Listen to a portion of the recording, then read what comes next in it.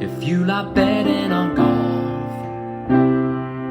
But everyone that you back misses the cut. Get some experts involved with all the stats and the tips and so much more. Cause it's the golf betting system, the golf betting system. It's the golf betting system podcast.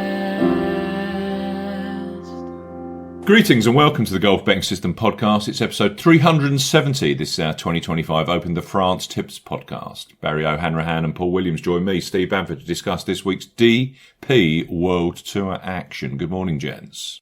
Good morning, guys. Morning, guys. This podcast is for listeners of 18 and above. Please be gamble aware. You can visit gambleaware.org for more information. And, of course, please bet responsibly. Visit our world-famous golf betting system website where we have an in-depth betting preview for the Open de France. Paul has been in the stats lab pulling together this week's data. We have detailed form, event and combi sheets, plus new and old predictor models for the French event. All of our content is available completely free of charge. There is no paywall or registration required. On X, you can follow Barry at A Good Talk Golf. Paul is at Golf Betting. I am at Bamford Golf. On Bluesky, search for Steve Bamford and Paul Williams. Subscribe to the Steve Bamford Golf YouTube channel where this podcast is available each and every week. Now, you guys as listeners power this podcast, so we need your 5-star reviews on Apple Podcasts. As ever, for those of you who leave a review, I will read them out at the start of a future show. Leave your name and where you are in the review. We got one, guys. We got a review. Hey. Because this was going to be a rather bore segment. Yeah, we were running low. Even better, it's quite a good review.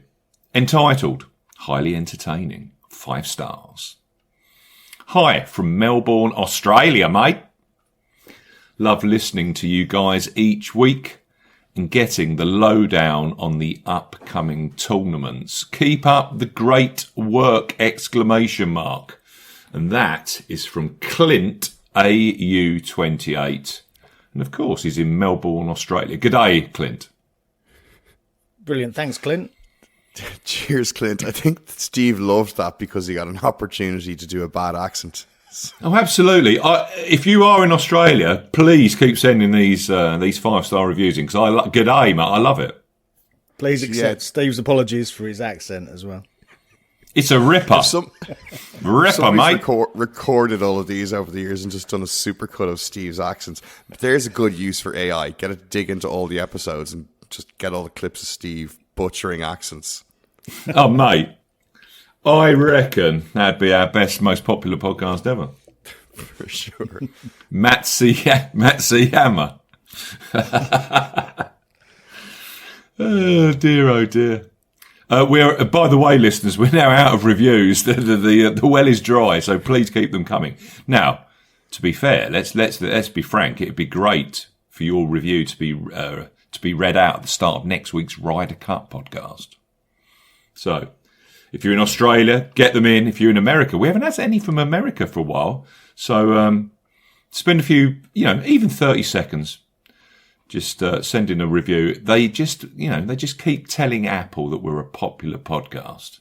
So they're very, very important, but we would appreciate some reviews. Right. Let's talk last week. Paul, you got a winner. Alex Noren wins the BMW PGA Championship at 35-1. Well done. Congratulations. Yeah, thanks. Yeah, really pleasing result, I must say. Sundays don't always go your way in this game, as we know, but it was great to get Noren over the line eventually. Heart in the mouth stuff on that playoff hole, but he that little bit of class showed in the end. You've got to give Adrian Sadier his dues, and given how he's finished events over the last few weeks, either from 36 or 54 hole leader, he put an incredible effort in to take it to extra time. And look really strong. But yeah, I think Noren just had that little bit extra at the end, and lovely little chip up on the 18th, or the playoff hole to win.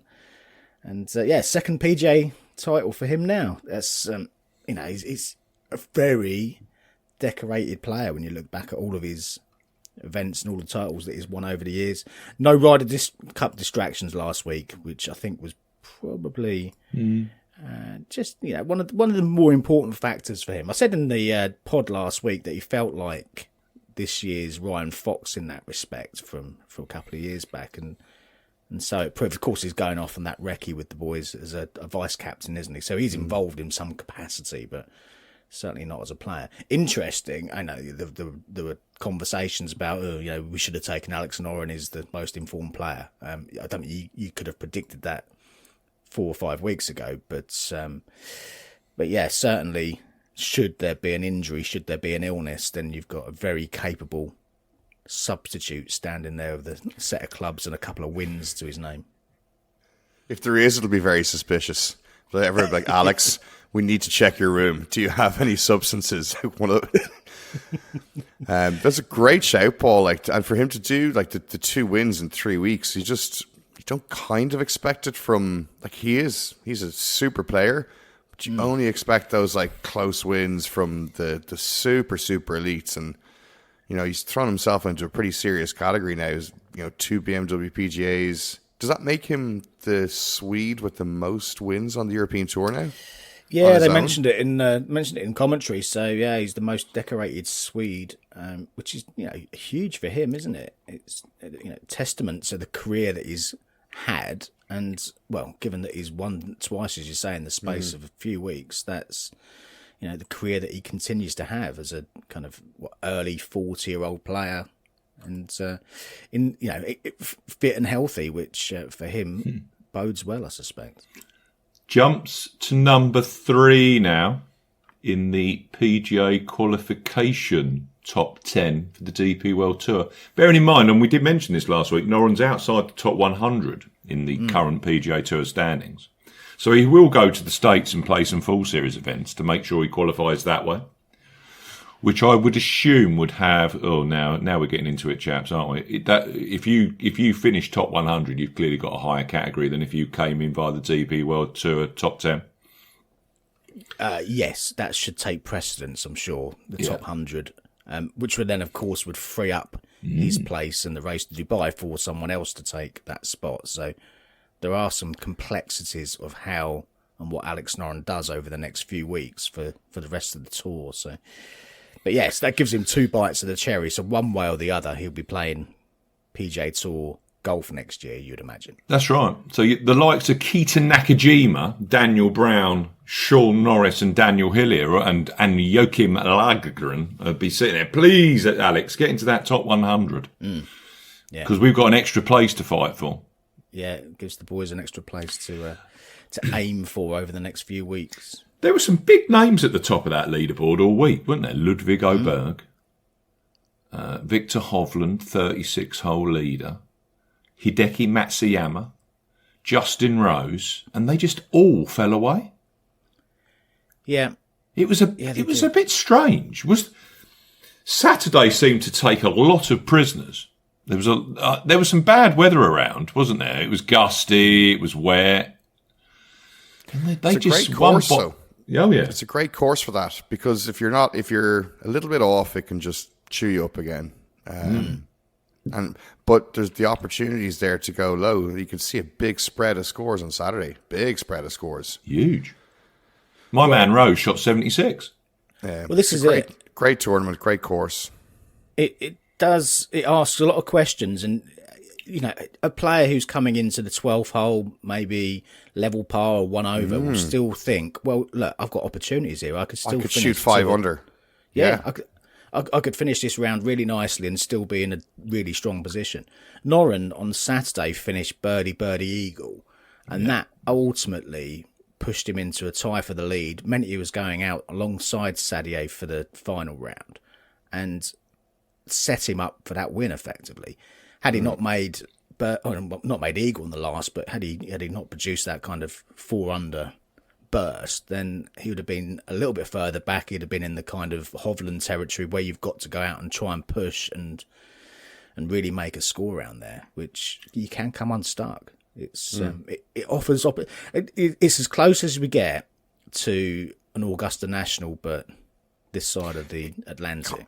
Yeah, good way of putting it. It offers the opportunities to go at it, but if you push and get it wrong, you'll get eaten up, and you'll have a double or a run of bogeys, and next thing you know, you're slipping away. Yeah. It was what makes it a great and exciting tournament. It never seems to fail to deliver something intriguing and interesting year on year. Yeah. And it's been really consistent as well in terms of winning total. So that was 19 under. And we kind of touched on this when we talked it through last week, where, somewhere between 17 and 20 has been the mark for a number of consecutive years now. So players in their mind will know how to manage what they need to do to get to that level, because there are opportunities out there. 4th is a gimme birdie if you hit the fairway. 12th is a birdie opportunity. 17, 18... Well, if you're not birding at least one of them, then you're feeling a little disappointed, I think. It's one of those rare tests, in world golf where driving distance is probably a negative. You just listen to this, going all the way back to 17, where Alex Noren won his first title. Noren, Francesco, well, Frankie's hardly long, is he? Danny Willett, Yep. Short, mid-range at best. Tyrrell Hatton get it out there, but he's hardly a bomber. Billy Horschel, first time. Shane Lowry. Ryan Fox, bomber when he's just a long hitter, isn't he? He's probably the abnormality there, but Fox, of course, can club down. Billy Ho last year. You look at Alex Noren this year on the PGA Tour, I think he's in the bottom 3 or 4 driving distance on the whole PGA Tour. It's literally a plotter's golf course, ultimately. Must remember this next year. Yeah, we got hit greens. You got to scramble well. I mean, he's scrambled really well all week. His short game was great. Which hole was it? 14th, was it the par 3 where he had a plug lie in the bunker and it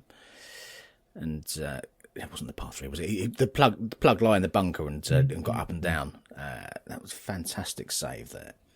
And of course the little chip on the playoff hole as well was excellent. So you've got to have a short game. You've got to hit greens.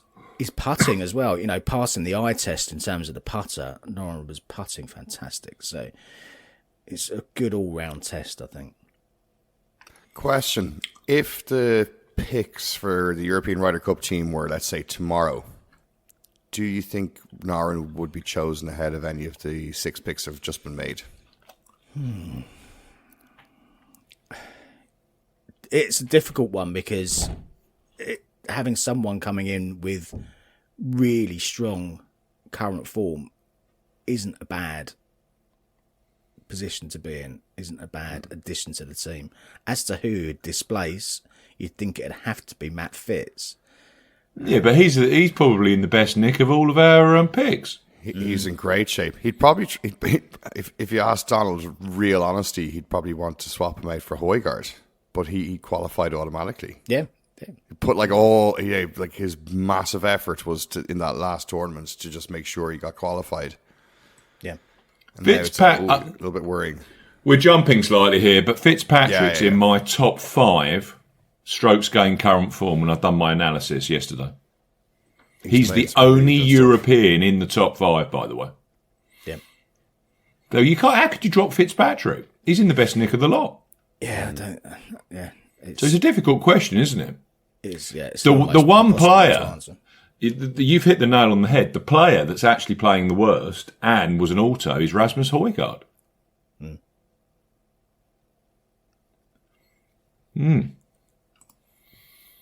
There are weaknesses with both teams. That's undoubtedly. I mean, it's always going to be the same, isn't it? Irrespective of Noren not being on the team, him being there in the team room, I think is a great thing. It's like the guy's got good energy, huge experience. Like that's a huge positive for us. Yeah, definitely. He's playing part of the he'll be part of the mix, part of the team, part of the wider team, which is all Luke Donald's plan and strategy. I enjoyed my Friday there. I must say, I think it was the best run Wentworth I've ever been to. You know me, I like to pick holes, but it was 10 out of 10. Very, very well organised. And even the beer queues were quite short. I mean, to be fair, that's the only reason I'm calling it. That's 100% the basis for your review, isn't it? You know, they had bars there with 4 people serving. I mean, I thought that was fantastic. And from 10 a.m, Steve, I heard. And from 10 a.m, yeah. I got there and it was about 8:35, maybe 8:45, and there was one guy, he went way too early, he went straight for the bar, buy the first tea, and I knew he was going to get rejected, so he goes over there. And you can see the lady in there shakes her head. So I walked straight over to him and said, "What time do they open, mate?" He went, 10 o'clock. I went, bonus. So there we go. You know then, don't you? You can watch an hour's golf. And then you can have your first beer. Yeah, just have a wander around, find yourself in a strategic position for 5 to 10. It's a very nice place to spend a day. 13th fairway was my first location. Well, it's not raining. Oh yes, fairway. But you don't seem to get that anymore. But yes, I thoroughly enjoyed the BMW PGR. I did bump into Neil Fay. It was great to spend an hour with Neil. So regards to Neil. I'm sure I'll see him there in 2026. Right. Over in the States, oh my God. It's unbelievable, chaps, isn't it? Scotty Scheffler wins the Procore Championship at 9-4. What were we saying just before we came on, Barry? He's now won, was it 6? 6, I read, yeah. 6 times this year. It's amazing, isn't it? We're like, he's so Scotty that we're just not even talking about this like if we should be. It's astonishing season, and we're kind of nonplussed by it. Yeah, just I don't know. Eventually, you feel like there's a bit of fatigue where everyone else is just playing for second place, even when he's behind after a round or 2. Or even 3, you kind of thinking, well, Scotty's still going to win this. Scotty was the favourite going into the final round, even though he was off the lead. And, of course, he converts. I wonder whether... I used to have... I never loved Tiger when he was in his pomp.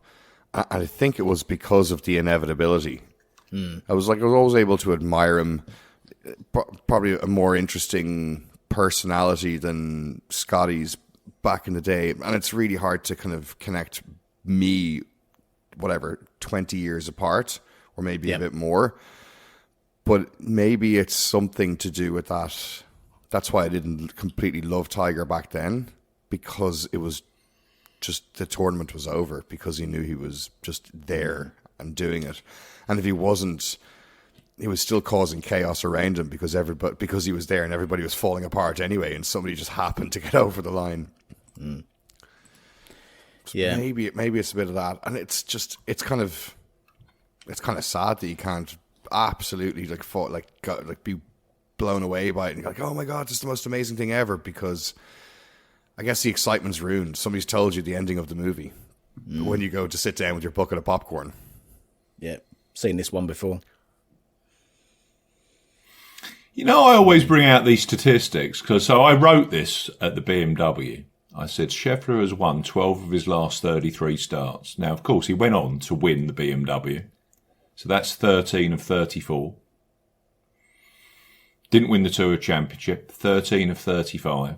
And then he wins the Procore, 14 of 36. I make that 39% win rate. Yeah, and that justifies a price of 9-4. I mean, yeah. Don't forget, he also finished second or third in a further 5 of those 36. So that's taking you. He's in contention for a win or finishing in the top 3 in 50% of his starts over his last 36. And that's just madness. Think about this as well. He was coming back from injury after the the hand was sliced open by the wine glass, so you could probably write off 5 or 6 or 4 or 5 of those. So he's getting closer to a 45% or high 40% win rate. Wasn't it Ravioli Gate? It's not a gate. It was just It was just a kitchen. It's just a cheap wine glass, Steve. But yeah, it's truly astonishing. Yeah, he'd be winning at a far higher rate, you know, because clearly he started 2025 on the slow. Yeah. Finished in the top 10 on his first outing with the slowest hand. Bit slow, yeah. Bit slow. It's madness, chaps, isn't it? I would like to point out, over and above Scotty Scheffler's ridiculousness, and I'm saying that in the best possible way, basically it's just his level of excellence is just incredible. Jackson Coyven. Now, we did mention him last week. He's making history. He became the first amateur with 3 straight top 10s on the PGA Tour since Hall of Famer Ken Venturi in 1956. Impressive. I don't think we've ever had a penny on him. Big future, the lad, isn't he? It's What do you reckon? Sanderson Farms, 12-1 favourite? There's going to be some short prices. What was he going in last week? 5th. I think it was a little bit of 60s early doors, but yeah, he's going to be down into the that'll be gone. Short bracket. He's too prominent now. The bookies are too sharp. They're too quick these days. It's silly, annoying bookies. But it's why haven't we backed him? Is it because we're expecting him to follow the standard for, or what we feel should be a standard for an amateur, and not be this consistent when he goes on to tour? I just don't like. That's what I think. I just don't like picking people that win. That's my problem. I mean, we did say last week Jackson Coyven. I kept going on about Jackson Coyven, even though I hadn't selected him, because he was 3rd in my strokes gained current form statistics. It was. He was 2nd. Ask. He was 2nd behind Scotty Scheffler, and you could have grabbed him at 60-1 and covered your week. But why would you do that? Best thing I can do is put up Matt McCarthy at 70-1, who's been in the top 10 for 54 holes and then shoots 4 over. Thanks, Matt. It was a tougher ask last week, I think, given the players he was up against with the bulk of Team USA there.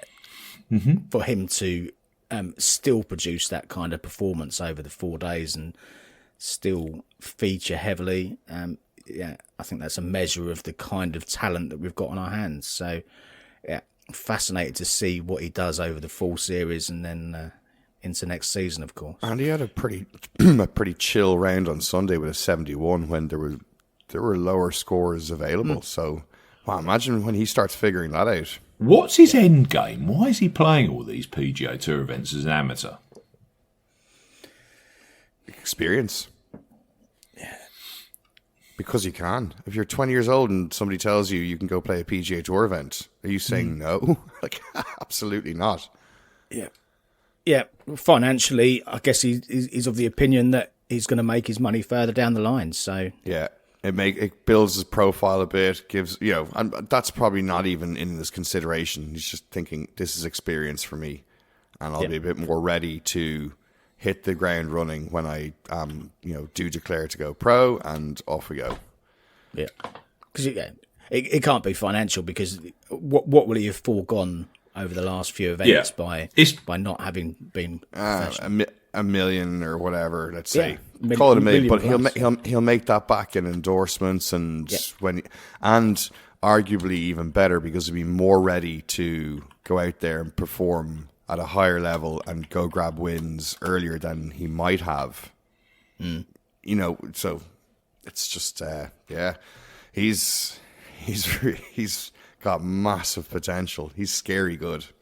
And it's annoying because he's got that kind of surname that you're thinking, oh, is he from Finland? Can we have him for the Ryder Cup? And it's like, no, he's American. It's like, damn it. Yeah. He has got a full card through this PGA Tour University program, but he's still remaining amateur. It's crazy, really. But yes, I suppose this is the Luke Clanton model, isn't it, from last year? Mm. But yeah, I wouldn't be surprised if we see Mr. Coyven as the favourite for the Sanderson Farms the week after the Ryder Cup. That'd be mad, wouldn't it? Let's put it that way. I was there or thereabouts last week. I had McCarthy, he was there, and he let me down. And it was frustrating slightly. I had Burns and Bhatia. Over the weekend, Burns was T2 for scoring and Bhatia was T4. So, but they started appallingly. So we move on. Right, let's talk a little bit of Ryder Cup. I have pulled together my strokes gain numbers for the Ryder Cup. I just thought I'd get it out there because it does tell a story. And yes, maybe last week I over-egged it when I said that the Europeans are in better form because the statistics would suggest that it's a very, very close contest. Right.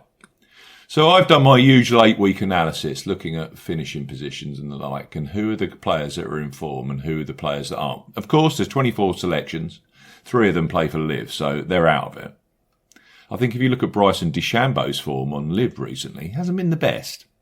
But you can't include it anyway. John Rahm, Hatton, not in it. So, of the PGA Tour players, 21 of them, 4 of the top 5 are from the United States. Scheffler, amazingly. Cam Young, not much of a shock, isn't it? Won the Wyndham, had a great playoffs. Ben Griffin. Did you feel for Ben on that final green? At the Pro Call? Or was that just the inevitable pressure that I'm about to get beaten by Scotty Scheffler? Yeah. I think so. Inevitability. Matt Fitzpatrick is 4. Russell Henley is 5. So, okay. So the Americans are in better form. But then take the top 10. There's 5 Americans and 5 Europeans. And then let's look at the bottom 10. Yet again, 5 Europeans, 5 Americans. It's literally on a knife edge when you look at it from just current form perspective.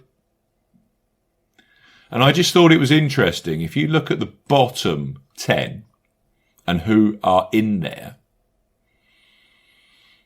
I think you've got 3 big American names in there. Morikawa, Xander, and Justin Thomas.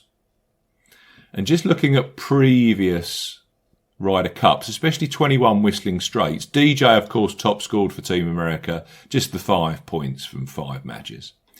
Cantlay and Morikawa were on 3.5 points, and Xander was on 3. So you've got 2 of the bottom 10 there in the form rankings for America that brought home 6.5 points at Whistling Straits in 21.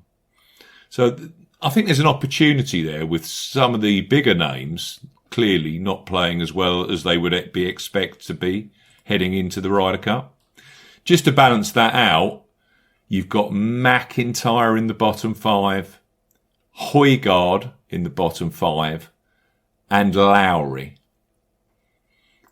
with Morikawa and Justin Thomas.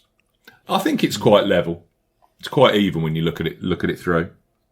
Potentially slightly advantageous to the Americans, but there's not a lot in it.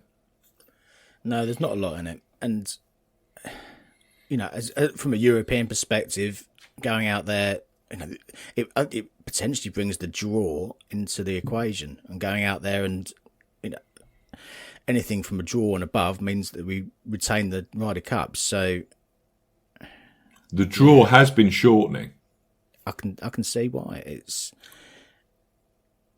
in a world where the prices are starting to converge. It does bring the draw into the equation.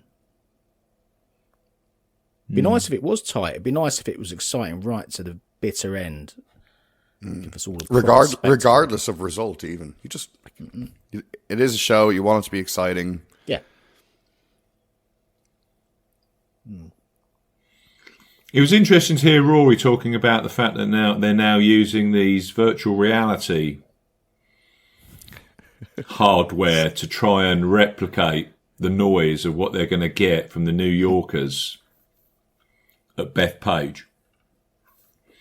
Also, Barry, I don't know if you watched this, and this is just a general point to all listeners. I did tweet this out. The video that's gone out there about Bethpage and how the course is looked after and set up is very, very good viewing. That's another fried egg promotion. So well they're done so to the good at those. Yeah, it's fantastic. They really are. Yeah, but it looks an absolute beauty of a golf course. But it's how can you soften that golf course up as well? I'm sure that there will be minimal rough. Get that, but it's a brute of a golf course. Yeah, it felt like watching that the fried egg video. It felt like the course is being set up in a very, I don't know, interesting, like not interesting way, but like a very fair way for both teams. Like it wasn't like super hard setup or swung towards the American team, like with like just devastatingly thick rough. You know, it feels a bit more neutral. I don't know if I just that's the way I took it on the night or when I watched it. But anyway, everything felt like this is a good setup, and we'll have a very interesting golf matches to watch, and the course will be good, but it's not trying to be the star of the show. Yeah, it should offer some risk reward, and it shouldn't be set up like a US Open and US Open Tough. It should be, because they played it in the one of the playoffs, didn't they, a few years ago, and it was a little bit softer then. But we'll see. It should offer risk reward. It should be a fair test for all the players, I'd imagine. Chances of loads of chances of birdies, but also you can just blow up and have doubles. So but that's it doesn't matter. It's match play. So and that's what you. Well, let's hope that's what we see next week. Yeah. It should encourage a spectacle, as you say. Team Europe in the house. So they arrived at Bethpage on Monday. Yep. Yeah, a little recce. Yes, they're not staying there all week, but clearly they're there for a couple of days just to what's the word I'm looking for? Familiarise themselves with the course, the conditions, and the team room and whatever they need to be doing. They'll disappear for a few days, and I take it they'll congregate on Sunday, next Sunday. Yep, you'd have thought so. Right, we've got, Paul, the Open de France. FedEx sponsored. It is, yeah. Not, though, from Le Golf National, which is having a revamp at the moment, I read. So a new venue. Yeah, it is. Yeah, they're doing some work in Paris in general, and the regular venue for this is taking a back seat for the season. Yeah, and they're doing some quite extensive work on the Golf National, so it'd be interesting to see what that entails when we hopefully get to see it next year on the schedule. But we'll come to the course in a second. Open de France, one of golf's oldest national opens as it stands. It takes centre stage, of course, because there's no PGA Tour this week, is there, with the Ryder Cup break. And all of the Team Europe players, as we said, are often there recce to Bethpage Black. So most of the big names that we had from last week have pretty much departed from the betting. It does leave a few players who were in attendance last week. Harry Hall is the current favourite at a best priced 11-1. Corey Connors is staying on at 12-1 after his miscut last week. Minwoo Lee, Jordan Smith, 22s. Adrian Sadier, 25-1. Been very popular, Sadier. We'll chat about him a little bit when we get to the picks and see what you boys think. Christopher Reitan, 28-1. Angel Ayora, 30-1, 33-1 by those players. So not the worst of DP World Tour fields. There's still a few bigger names in there, but certainly not the kind of field that we were graced with last week. That's not stopped the bookies, as it happens. Boyle Sports have still gone 10 places each way. Fifth of the odds as standard this week. And, of course, Bet365 and Betfred both have their 8-place options. Coral and Ladbrokes, 7 places and a fifth this week, and some strong prices from Coral and Ladbrokes. So do shop around. Do take a look at the different options there, because there are plenty of ways to play this week from a betting perspective. As Steve alluded to, we've got a new venue to contend with this week. This has been hosted at Le Golf National, Paris National, since 2002, but not this year, and certainly worth noting if you're using the stats on the site, the combi stats or the event stats. So those all pertain to Le Golf National.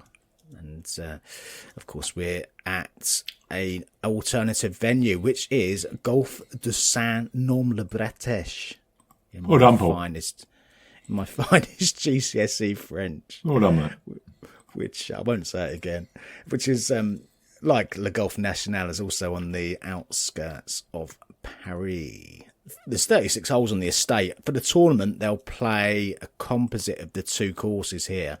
So it's listed on the DP World Tour website as playing 6,977 yards and as a par 71. So pretty short by modern standards.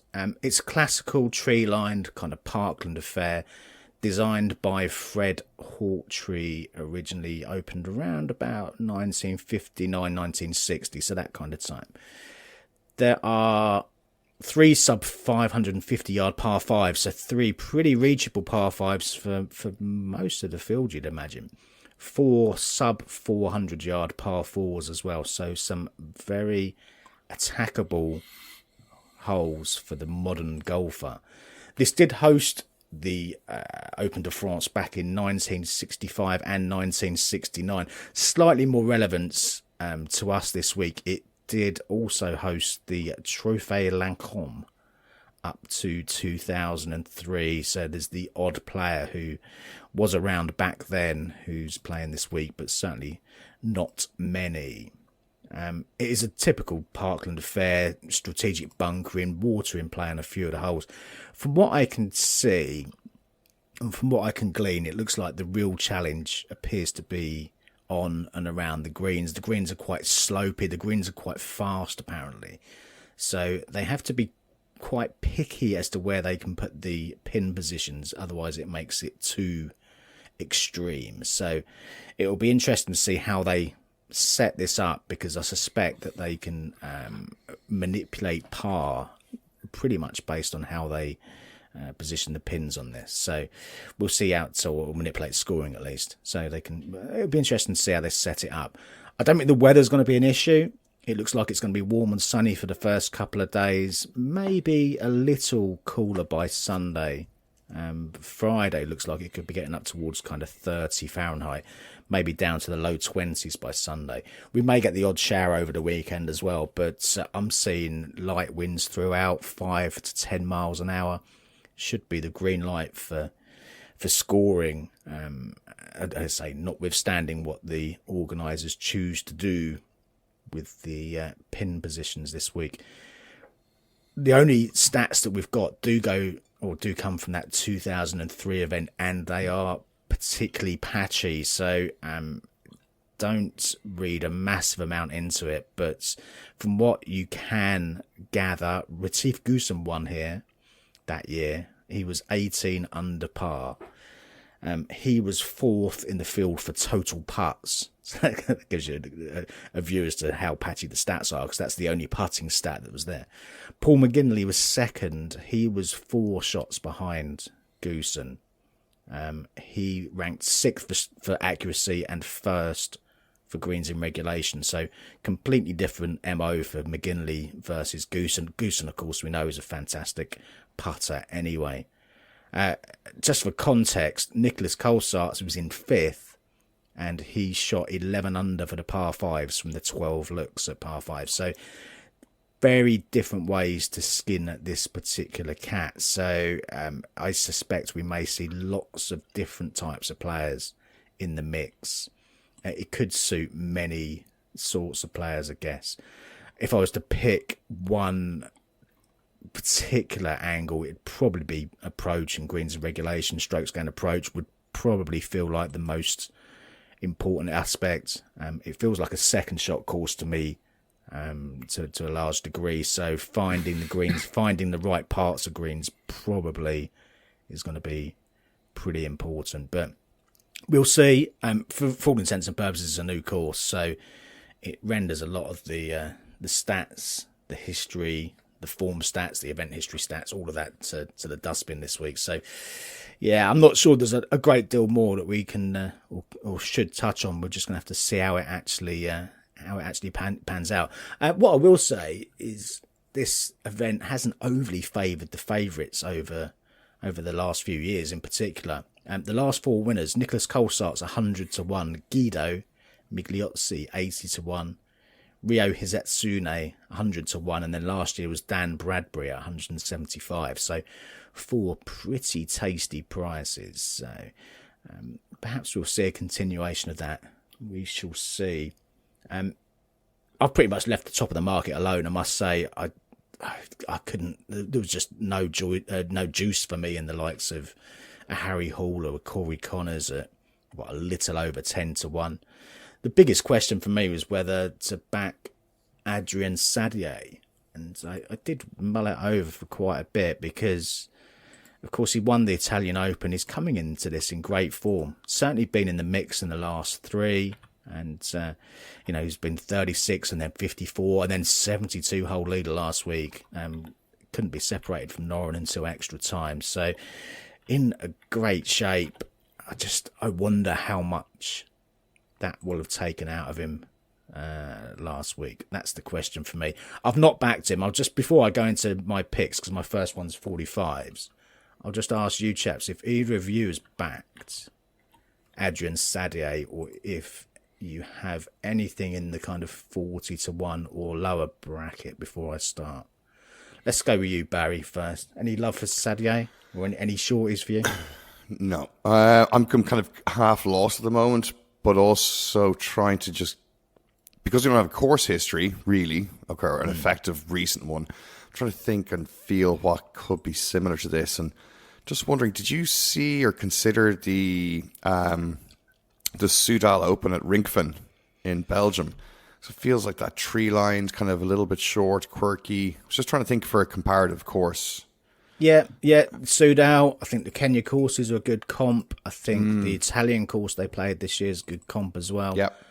There's and anything, those kind of 6,900, 7,000 yard courses that demand a different style of play. There'll be holes there that can be overpowered. There'll be eagles and birdies by the big hitters on the short 4s and the 5s.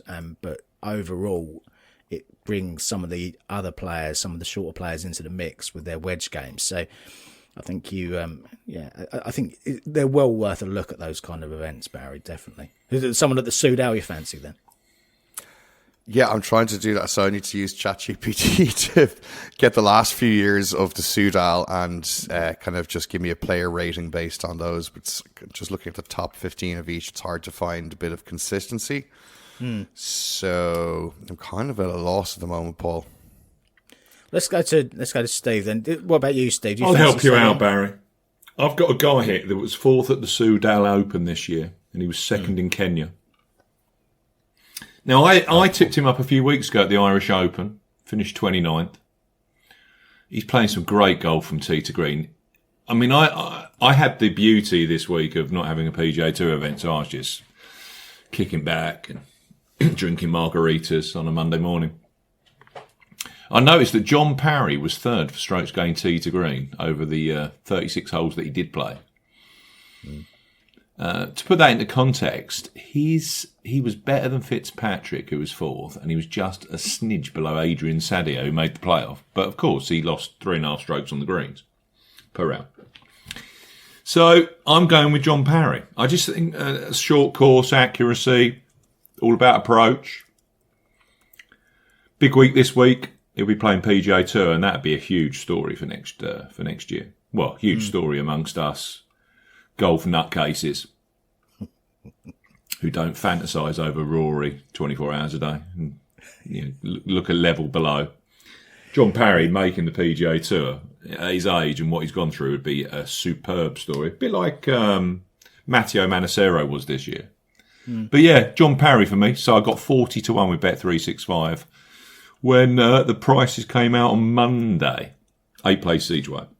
Yeah, I can see the logic for Parry. I've gone just a little bit deeper than that. As I say, I haven't backed Sadier as a Frenchman, but I've gone for one of his compatriots, and that is Martin Couvre at 45-1. And there's still a little bit of 45s out there if you fancy him. One in Turkey back in May. That followed top 5 finishes in Bahrain, Qatar, and also at the Hainan Classic. He was second to Sadier at that Italian Open that I just mentioned at the end of June. And that, as I say, I think that's another short Parkland affair. That's a fair comp course for this week, I think. A little bit off the boil since, but much better last week. 13th at Wentworth. That was his debut last week in Surrey. And his long game stats were much, much better. 9th for the season for strokes gained approach. So that ticked that box. Perfect for this, I think. And he's the kind of player, one of those players that I think just needs a little bit of focus for the next few weeks. He's 10th on the race to Dubai, in possession of the 8th of 10 PGA Tour cards as it stands. But I don't think he can rest on his laurels. I think he could do with another big finish or two, and he will be playing PGA Tour golf next year. And like Marco Penge, he'll be an interesting one to watch on some of the PGA Tour courses when he gets a start next year. Should he make it? I'm sure he will. I'm pretty sure he will. Change in venue this year is pretty much a leveler for most of the younger players, at least, or the less experienced. And whilst it's a big thing to win a national open, I get that. He played here back in 2022 as a teenager, and he was not here. He played the French Open at the Golf National in 2022 as a teenager. He was 4th after day one, so it didn't faze him then. 3 years down the line, a winner now on tour. I think Couvre could be the darling of the French crowd this week. Slightly longer, I've also backed Ewan Ferguson, 55-1. I backed him. There's still some 55s out there right now, but he has been quite popular. He's the type of player who finds form in these kind of short, sharp bursts, one of the more streaky types. Second to the Soudal Open early this year, 4th at the KLM, so 2 strong finishes and then kind of off the boil a little bit since that.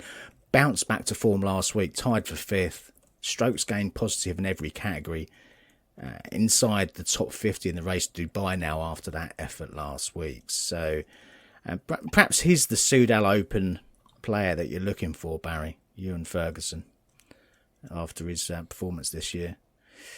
3 times a winner on the tour. The last 2 have been at 12 and 18 under. I think that's pretty perfect for this. I get the feeling this is going to be a kind of mid-teens under par winning score this week. Maybe edging up towards 18, 19, something like that. We'll see. He led into Sunday in 2023 in this event at the Golf National, derailed on the Sunday, but he's a winner since. Closed with a 67 last week. Played really nicely last week at Wentworth. So in this, what is lower grade compared to a week ago, you should be coming into this in confident fashion, I'd imagine. So yeah, Ferguson for me. I've got 2 more. I'll do the next one, and then I've got one really long one, so I'll bring you boys in after that. Next one I backed is Guido Migliozzi, 80-1 with the extra places. There's still a little bit of 90s out there with standard each way terms. Guido's been popular in the betting. I can see why as well. 4 times a winner at this level over the years. One of them in this event, that was at Le Golf National back in 2022. He closed that year with, you'll remember, that sublime round of 62 on what is a pretty exacting course over there at the Golf National. Won the KLM Open last year, carrying our money that week, of course. That was on a course that was new to pretty much most of the field that week as well. So doesn't feel overawed coming into what is a new test, or a new test for most of the players. Won the Kenya Open. Again, a correlation there, I think. won the Belgian knockout. Both of them both of those tracks hold some correlation to this venue, I think. Pretty poor season so far, but much better of late. 13th at Crans, 24th last week at Wentworth. The real eye-catching stat for Guido that I've latched onto, and I'm sure plenty of other punters have as well, is that he led the field for strokes gained approach last week. When Guido is knocking the flags out, you need to take notice, and at 80 to 1, there's a little bit longer out there. I think he's well worth backing this week. Now, my last one's much longer, so let's bring you boys back in. And what's the AI say, Barry? Have you picked any out? It's being dumb. It should. It's kind of annoying, you know. Sometimes it like spits out exactly what you want, and then you're like, be smarter. Here's the last 4 years of the Untitled Open. Go in and dig into that for me. And now it's lost its network connection. So AI says no. Fair enough. What about you, Steve? You got any other longer prices? You're going to hate this. Go on. I think we're on the winner. I think the Italian Stallions bring home the bacon this week, mate. Cracking price. I'm on Guido. Well, it all stacks up, doesn't it? Like you said, bigger prices win this. And it's crazy what he's done when you look at his record. Magical Kenya Open, tick, 2019.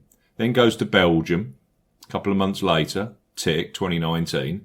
That was a tight, tree-line, very short affair. Yeah. Then, of course, he won this in 22 at Le Golf National.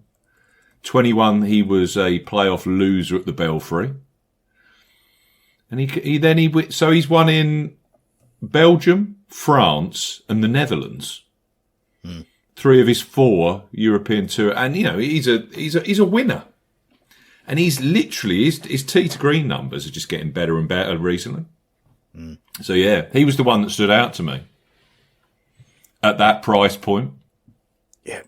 Yeah, I expected him to be a bit shorter, and to lead the field at Wentworth for strokes gained approach has got to be a big tick for any player. But when you combine that with a player like Guido, who can turn it on and he can beat up a player or a field like this, then I did follow him for a hole at Wentworth, and when I've seen him in the past, he's looked like death warmed up. He's literally, he'd rather be anywhere else on the planet, but he looked a lot more positive just in his body language and everything I saw. So yeah, he's been gravitating on leaderboards. You've seen a lot more of him over the last month or so, and I think this could be the perfect time. So yeah, I think he's a great bet this week. And I still think players like him they take things. They see that like an Alex Noren coming back and starting to win again. It's like, well, if they're gonna, I can start winning again. Yeah, no, absolutely. I mean, that's pretty much the logic for my final pick as well, because the other guy I've backed is Pablo Larrazabal. Well, this was it.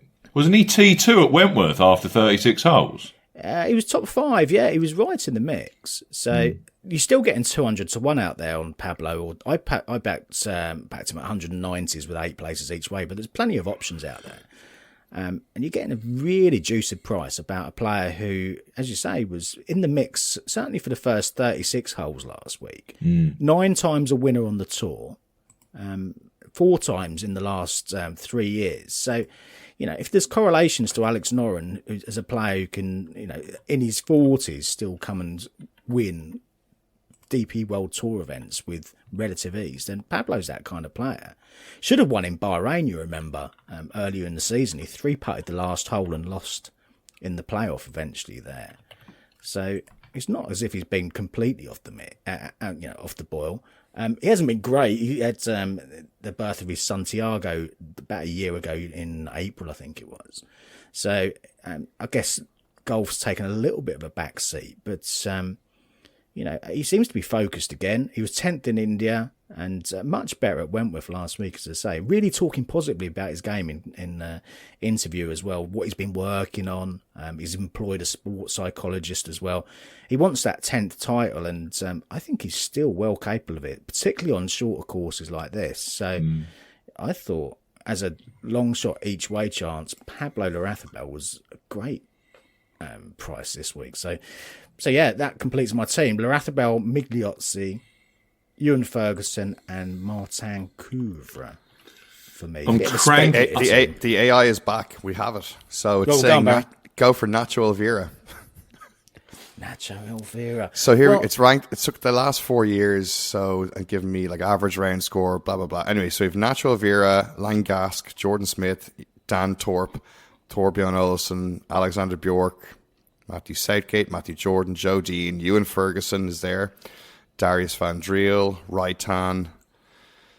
So this is not accounting for the field this year. I was getting we needed to get to this stage first, but it's started to get its acts together. Well, Nacho's interesting because from a short course perspective, I see why the fit would be there. 300 to 1, you're getting standard prices. So I'm guessing 250s with 8 places if you dig into some of the markets there. So that is potentially a play, I guess. Darius Van Driel's interest in the name as a name that he's brought up because he was one of the ones that I was kind of toying with for my final selection there. I went with Pablo in the end, but he has been popular in the market, Darius Van Driel. So again, there's some correlation there. I thought I saw something in his game a few weeks back, I remember, and I was like, he could go all right. Like he just sailed away to a miscut. See, the problem is, Barry, the stats are flattering. The problem is, Barry, if ChatGPT starts pulling out winners at obscene prices, then we're all done for. What we talk about, we'll just... we could just... we could actually talk about golf. I don't know. It'd be great. We'll have more... we could talk about it from new luxurious surroundings because we'll be so swimming in cash. So, yeah. So rich, yeah. Mm-hmm. Interesting to see how those names fare, Barry. Take a note of those, and we'll do a post-mortem on it next week. Yeah. Any others from you, Stephen?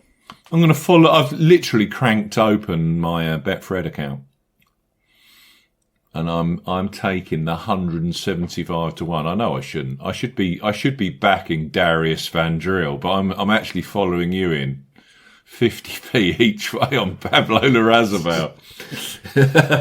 I know it's a road to ruin. Push the boat out, Steve. But yeah, you got to say 67, 67, 68 for 3 rounds around Wentworth was decent. It's just a shame about the 76 on Saturday, but he joined Justin Rose on that boat. But he's playing better stuff, isn't he? He is playing better stuff, and I picked a couple of the quotes out from him in my preview. But you do love him. Look, he's one of my favourites, and I do. He's your man crush, isn't he? He's one of those players that I watch out for any kind of spark. Him and Joost Louten and Alexander Levy. Yeah, Matt Every. Matt Wallace. Matt Wallace, yeah. Interesting. He was talking about, going out there and executing the shots that he's playing on the range and being really enthused with that. And, some of the shots as he described as requiring 10 out of 10. And in his mind, he's hitting them 10 out of 10. He's absolutely flushing the shots the way that he wants to, hitting the ball the way he wants to hit it. So, yeah, I'm interested to see how he can go. I wouldn't be surprised to see him in the mix. Should be an interesting week's golf in the French capital. Indeed. Talking of capital cities, Paul, me and you are off to the Oval tomorrow, aren't we, to watch a bit of Surrey, Nottinghamshire? We are. Hopefully they don't conclude today with a... I don't think so. No, seems it's 2 very good teams. Yeah. I don't know if Harry in Wimbledon might be there. So, Harry, if you're there, we will be at the Oval. Yeah, Paul and I will be taking in the county championship decider. So if we could bump into Harry, that'd be wonderful. If anyone else is going to the Oval, there should be a good crowd there. Paul and I will be there on Wednesday. Right, I wish you good luck with your bets, chaps. Yeah, best luck, boys. You too, boys. Good luck to listeners. We'll be back next week for our Ryder Cup podcast. See you again next week. Goodbye. If you like betting on golf, but everyone that you back misses the cut, get some experts involved with all the stats and the tips and so much more. 'Cause it's the golf betting system, the golf betting system, it's the golf betting system.